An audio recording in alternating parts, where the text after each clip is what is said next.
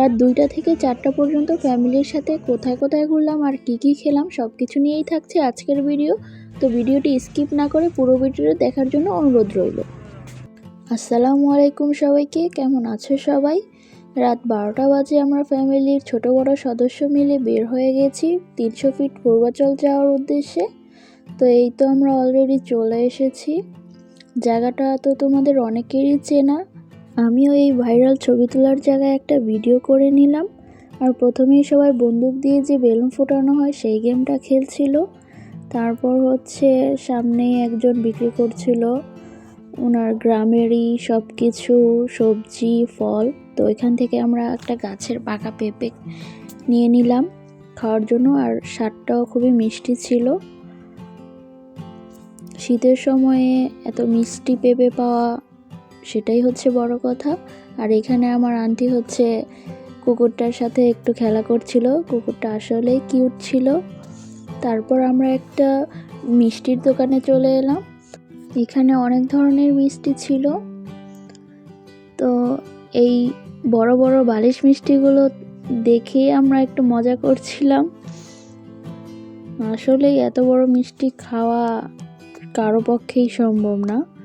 আর এই তো এটা আমার সবচেয়ে প্রিয় চমচম মিষ্টি, এটা আমার খুবই ভালো লাগে। কার কার কোন মিষ্টিটা প্রিয় সেটা কমেন্টে জানিয়ে দিও। আর এরপর আমার নানা ভাই একটা মিষ্টি নিয়েছিল, স্পঞ্জ মিষ্টি, তার সাথে মজা করছিলাম সেই মিষ্টি নিয়ে। তারপর আমরা একটা খাবারের দোকানে চলে গেলাম। এই তো আমার মামা তোমাদের হাই করে দিল। এখানে অনেক ধরনের মাংস, গরুর মাংস, হাঁসের মাংস, মুরগির মাংস, তারপর বিভিন্ন ধরনের ভর্তা, মাছের তরকারি, আরও অনেক কিছুই ছিল। কিন্তু আমরা আসলে খুঁজেছিলাম চাপটি হাঁসের মাংস দিয়ে খাওয়ার জন্য। আমরা যে হোটেলে ঢুকেছিলাম সেটাতে পাইনি চাপটিটা। তো আমরা নিয়েছিলাম গরুর কালাভুনা, গরুর বট আর গরুর কলিজি, আর সাথে ছিল রুমালি রুটি। চাপটি যেহেতু পাইনি তো রুমালি রুটি দিয়েই সবাই আবার মজা করে দেখাচ্ছিল যে কত বড় রুমালি রুটি সেটাই। তো এইবার খাওয়ার পালা। আমি নিয়েছিলাম গরুর কালাভুনা, টেস্টটা অনেক ভালো ছিল। আমার ফার্স্ট টাইম খাওয়া গরুর কালাভুনা, বাইরের দোকানে ফার্স্ট টাইম, বাট আমি বাসায় বানিয়েছিলাম নিজেই। কিন্তু সবচেয়ে ভালো লেগেছে আমার কাছে গরুর কালাভুনাটাই, তারপরে গরুর কলিজিটা। তারপর আমরা চলে গেলাম মটকা চা খেতে। আমাদের মধ্যেই কেউ কেউ নিয়েছে তান্দুরি মটকা চা, আবার কেউ নিলাম মালাই চা। আমিও মালাই চাই নিয়েছিলাম, বাট দুইটা দেখতে প্রায় একই রকমই ছিল। স্বাদটাও তেমন ভালো লাগেনি, কারণ হরলিক্স আর গুঁড়া দুধ দিয়েই ভরে রেখেছিল।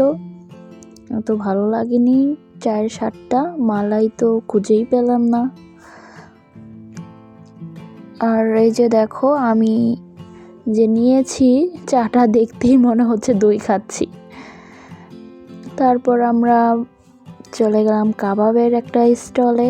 সেখানে লাইভ কাঁকড়া, মাছ, স্কুইড, অক্টোপাস এগুলো বারবিকিউ করে দেয়। তো লাস্টে আমরা পান দিয়েই শেষ করলাম। আজকের ভিডিওটা এ পর্যন্তই। আল্লাহ হাফেজ।